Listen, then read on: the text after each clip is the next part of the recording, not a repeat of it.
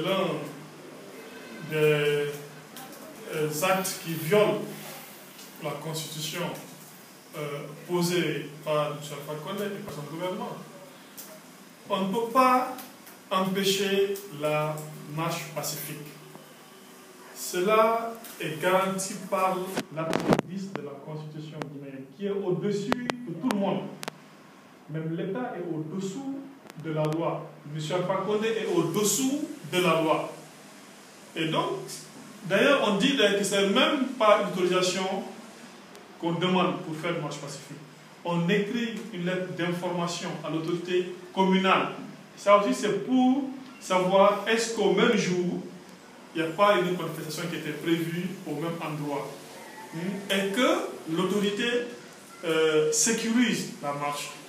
Et donc, la société civile de bon droit organise une manifestation pacifique pour dénoncer l'insécurité qui a atteint un niveau jamais égalé dans ce pays, avec des assassinats ciblés qui ne se passent nulle part dans le monde, sinon qu'en Guinée, et qu'on tue des gens, des Guinéens, des citoyens et de hauts cadres qui ont servi ce pays. Je prends le dernier cas, mon cher frère et ami Djendali Diaoté, avec qui j'ai commencé à la société civile, acte citoyen, la société civile.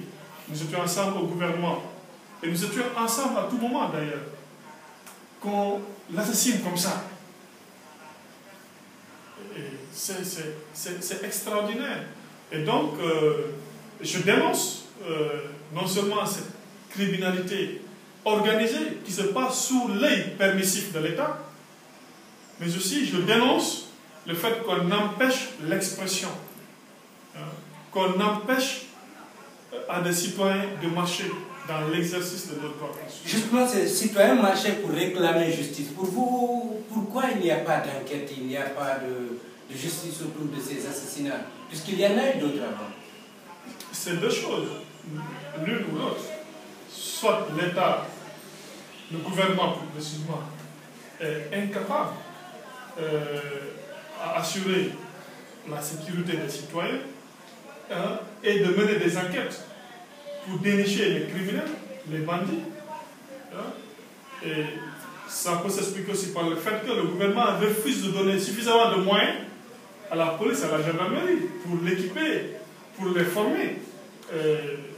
Ça, c'est un élément.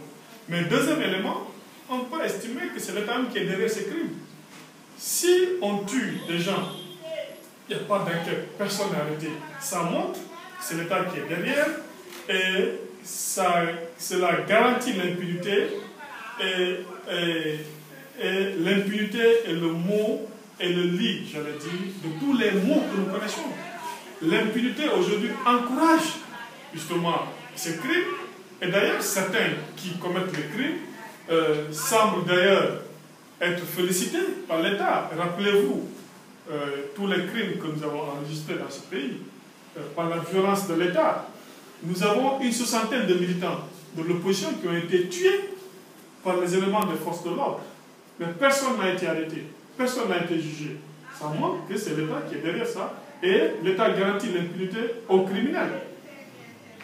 Oui, une dernière question. Ma dernière, c'était d'interpeller M. Mokhtar sur ce sujet qui nous préoccupe au comité de soutien de Mokhtar. La dernière fois, nous avons reçu l'honorable Damalo, nous avons posé la même question. Aujourd'hui, quelle appréciation faites-vous de la situation de Mokhtar correspondant de FI en Guinée, qui a du mal à avoir son accréditation régulière? Oui, moi j'ai dit même à M. Mokhtar